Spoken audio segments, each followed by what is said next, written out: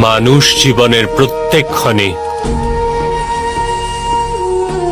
মৃত্যুর দিকেই পা বাড়ায় সখী।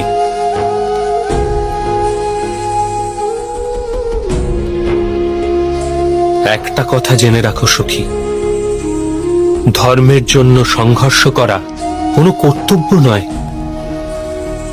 এ এক সিদ্ধান্ত, সংকল্প মাত্র। তোমার জন্য যুদ্ধ কোনো কর্তব্য নয়, সমাজের কারণে কৃত এক সংকল্প মাত্র। তুমি যখন ইচ্ছে এই সংকল্প পরিত্যাগ করতে পারো।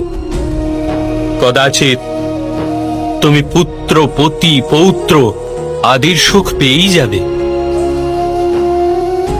কিন্তু কোটি কোটি মানুষের ন্যায় তুমিও সময়ের প্রবাহে তলিয়ে যাবে সখী।